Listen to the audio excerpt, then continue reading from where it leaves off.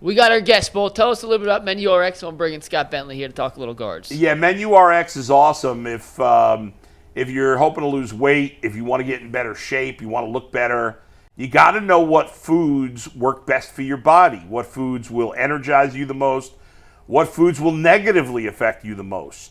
You know, you could watch some crackpot on the internet, or you can go to some national chain weight loss center, and they'll give you numbers for everything, but one size doesn't fit all, and the person on the internet doesn't know what the hell they're talking about. The reality is that foods treat people differently. Some foods that are good for some people are not good for others. How do you find out the answers? You actually talk to people that are experts, doctors and scientists. Go to menu-rx.com, talk to Dr. Jake May and the team, and find out for you what works. They will test you, and you'll figure out what is the best plan for you going forward. One-on-one counseling. And if you sign up now, you'll get a 1-year membership to the Ultimate Cleveland Sports Show absolutely free. That's a $60 value. So go to menu-rx.com today. That's menu-rx.com. Tomorrow night's Guardians game against the Tigers is on WKYC, so we have Locked On Tigers host Scott Bentley here joining us to help preview that series. How you doing today, Scott? Doing all right. How you doing, boys? We're doing terribly because the Guardians are awful. You're living the life of luxury here with the Tigers. I did not see the Tigers being this good. I mean, we all knew they'd be good, but I did not see them being this good. Obviously, there's been some big surprises. Javi Baez, his contract had been a total waste until this year, but he's played well. He's a starting outfielder in the All-Star game. He shouldn't be in the All-Star game, but he's had a good season. Torkelson has bounced back this year after a miserable season last year.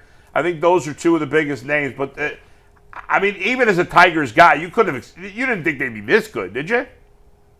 I didn't think they'd have the best record in baseball heading into the break. No, I certainly did not. It's been a wild ride, honestly. Like, obviously the second half of last season, from the trade deadline of last year until now, they've had the best record in baseball. They were 8 games under 500 in early August, and then made the postseason, and obviously took the Guards to 5 games there, and y'all got the better of us, and now that momentum has just carried over into this year, and now, like they have the best record in baseball. It's not unexplainable, but it's certainly I don't know what word I'm thinking unexpected? Of. It certainly was not something that was predictable, that's for sure. Yeah. Well, we're happy that you guys are doing well. You know, the last time that the Guardians played Detroit, I think the Guardians won that series, right? Three or four. Yeah. What did you see in that series that, first of all, I know that was shocking to a lot of people, but what did you see out of that series from the Guardians and the Tigers that made that be the result, and what will be different this time around? Yeah, you know, it's interesting. So that series, the Tigers were kind of saved by just like Tarek Skubal going in the last game. It's kind of like the ultimate safety valve. It's like, oh, you've lost the first 2 or 3 games of a series. Then it's just like, let's just throw Tarek and everything will be fine. So I think that continues to be somewhat of a concern for Detroit, is like the starting pitching outside of Skubal has been very injury plagued so far this season. Reese Olson might come back, unfortunately for y'all, against the Guards this weekend. He's been really good this year when he's been healthy. Mize has been really good, but he's been on the injured list a couple of times. Like, it just has, they've had a hard time outside of Skubal keeping that rotation intact, and so the bullpen has been really taxed and whatnot. But yeah, I mean, I think that in terms of what I'm expecting this weekend, like, you know, maybe it sounds like cocky or arrogant, but I go into every series kind of expecting to win the series. Not sweep everybody, obviously, but like, I kind of expect the Tigers to go in and take care of business and take 2 of 3 from most teams at this point, especially if you can get Skubal on the mound in that series. You should, no doubt, especially with Skubal, correct. You know, one guy I didn't mention when I mentioned the Tigers getting the bounce backs from Baez and Torkelson is a guy that I spent the entire offseason saying the Guardians should sign Gleyber Torres. Between your Gleyber and his John Kenzie, Okay, I need a huge difference. drink. John Kenzie Noel sucks. Gleyber Torres is an all-star for the Tigers. And did I not say that he'd be a perfect fit for the Guardians? You didn't say that. I said it the whole offseason. The Tigers signed him, and he's been a great addition. Talk about that pickup. Will you, Scott? Yeah. Because he's been great. No, so obviously he's the starting second baseman for the American League in the All-Star game. It was announced yesterday. Yeah. It's so weird, like, honestly, because it's not that we didn't expect him to be solid. Like, we kind of expected him to be, honestly, one of the better hitters on a lineup last year for the Tigers that was not very good. But his I don't know, development maybe is like too specific of a word, but like his how he has changed throughout his career is so fascinating. Like when he was young with the Yankees, he had a 40 home run season. Like this year, he's not hitting for a lot of power, but he literally has more walks than strikeouts on the season. Like he is just an on-base machine. He doesn't have, I think he has single-digit homers. Like he's not even going to hit 20 this year, but he gets on base better than almost anybody in the sport, and having that at the top of your lineup is incredible when you have guys like you mentioned, Torkelson's playing better, and then obviously Riley Greene has been one of the best players in baseball this season. So having those guys behind Gleyber, I think has been one of the biggest focal points of this offense this season for sure. So what do they do at the trade deadline? Their farm system is loaded, and how much is Scooble's future hanging over the decisions that they make? Yeah, a lot. a lot is the Scooble thing is the talk of the town pretty much. Man, I get exhausted. Like your team every day, it's just talking about whether they're going to extend Scooble every day is really my show at this point. It's it's definitely looming. They have a year and a half left, so he's a free agent after next season. There's talks about giving him $400 million, making him the highest paid pitcher in the history of baseball.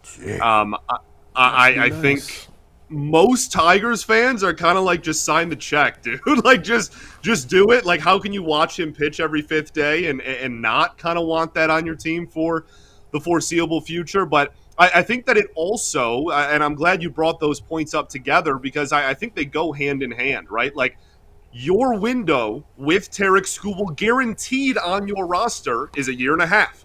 You better make the most of it, right? Like you better go all out. And as you mentioned, they have one of the best farm systems in baseball on top of having a lot of regular season and major league success this year. So they have the resources to make some trades and make sure that, okay, even if we don't extend him, we're going to make the most out of these next two, hopefully, postseasons with him and try to capitalize on it. Would they trade a Max Clark or McGonigal? Like, how do they view – like, Cleveland never trades its top prospects. Would Detroit trade its top guys to go all in or no? They should. So, honestly, I think the answer is different for those two guys. From the bottom of my heart, I do not think there is unless you're getting – like Paul Skeens with 5 years of control left, which is like not happening. That's also ridiculous. I do not see a world in which Kevin McGonigal is traded to anybody. I think, the front office is very, we don't believe in untouchables. Well, you believe in value though, and I'm not sure that there's any player out there that is going to give the value that the Tigers would want in return for McGonigal. Now, Clark, I don't think they're like shopping him. They love Max Clark, and he is having a really solid year and probably is going to be in Double-A here in the next couple of weeks. Like they love him. He's a great prospect. He's highly ranked, etc.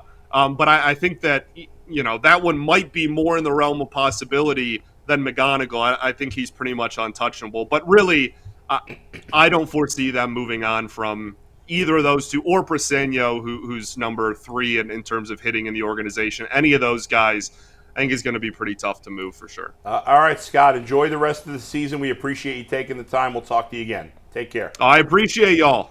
All right, this Scott Bentley covers the Tigers, Locked On Tigers podcast. It's I'm sure they're a fun team to cover right now. They're playing really well. They've had a great season. Why are we so down like this? I am been awful. But it's like, it's sad because there's no exciting Cleveland team right now.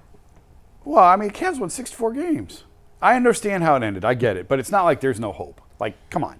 But it's hard to be excited about favorite. them. Right? They're the favorite to win the East right now, I think. Okay, now do the Browns. Jason, No. you can understand why it's hard to be excited about the Cavs. Sure, but it's not like they're in the position that these other two teams are in. No, and the Guardians. sure. I'm more down on the Guardians than I've been in a long time. This is the most I've been down since the year I got here before Francona. Yeah, I mean, just because even 2 years ago, when they traded Savali, when they made the Savali trade, I was like, all right, cool. Yeah. Like, fine. Manzardo's a good player. He's going to fit right in. I didn't They're think going to Savali bounce was that right good. back. I didn't think he was playing way over his head. Yeah. They're going to bounce back to Savali, and they did. Yeah.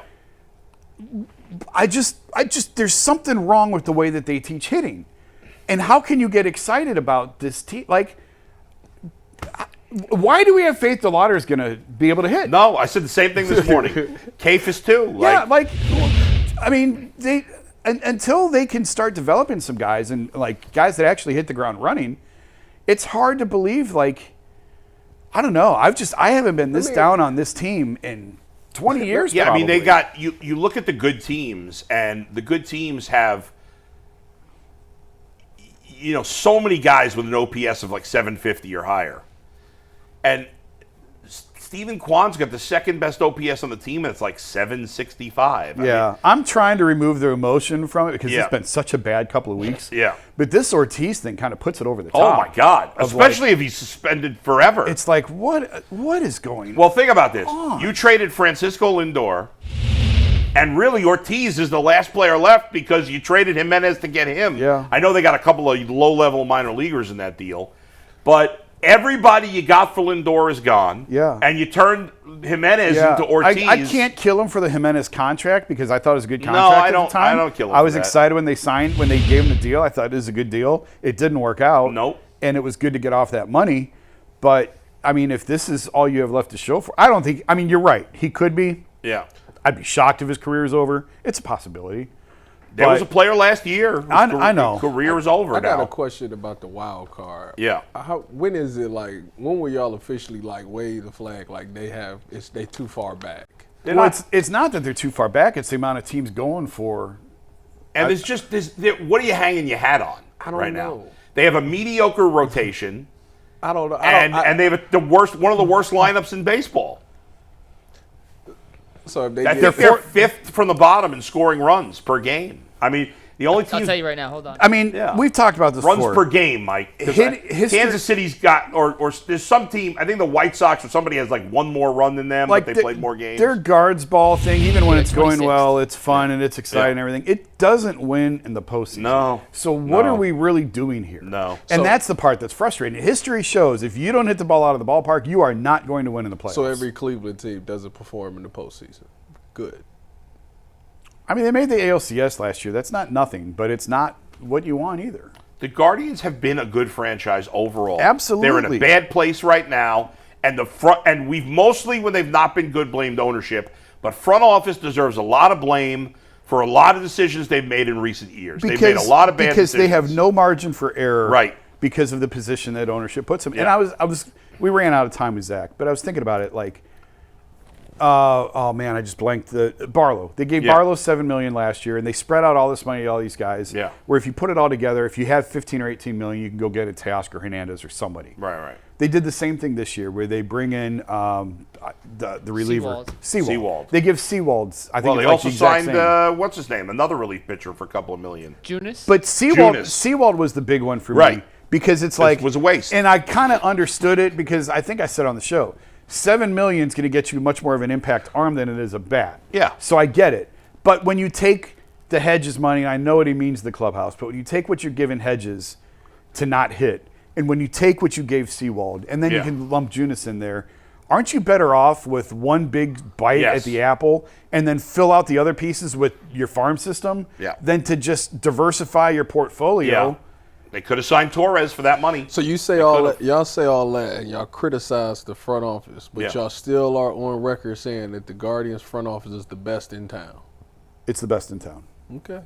It's the best team. It hasn't been in the last couple of years. I'd have to give that to the Cavs. The Cavs have been very, very good the last couple of years. But still, overall performance, I Hey, can't listen, take the Guardians out of the top spot. This front office essentially has been there since before I got here. So 20 years. okay, if they don't turn it around in the next year, I'm gonna, for whatever it's worth, I'm gonna say they should be fired a year from now if we're in the same spot. They watch the show. I know they won't be, but I'm gonna say that. I'm not even Okay, so they close watch to the that I can point. say whatever I want. I keep it real every time. I'm not even close to that point. I'm close. But This they is have, the first time I've been. But they have under. What's the good moves they've made in the last few years? What's the good moves they've made? in the last few Matt years? Boyd. Because I can give you Matthew a lot. Boyd. Okay, and then he walked. Well, good move. he proved Jason wrong. That's That's all all you that care about. matters. He was a Jason very told average. me he was not good. He wasn't. And I said, Look at his he gonna career have numbers. a I know great that, year. but- What The about only Ben reason we busted your chops Lively? about that? The only reason we busted your chops about it is because you made it seem like it was the worst contract in the history of baseball. Yeah, you did. It went over the top on the Cubs deal? Yes. Yeah, it was an awful deal. Now it's turned out you can make awful bets wasn't. that hit. It That's the was. price You for can was. make awful You can bets make that awful hit. bets in Vegas, But and they can it occasionally wasn't- hit. It doesn't wasn't mean it was a good awful. bet. What It about wasn't awful. Ben It Lively? It was awful. The Alex Cobb bet was awful, and the Matthew Boyd Well, bet he was awful. he was hurt. So And Cobb's hurt again. Cobb hasn't played the whole where year. is Ben Lively? He's hurt for the year. Sir, Tommy John. He's out. Gone. What's going on? We just a mess. $400 million on a pitcher is insane. If you're the Tigers aren't the Dodgers or the Yankees. So Would you do it? No, I trade him.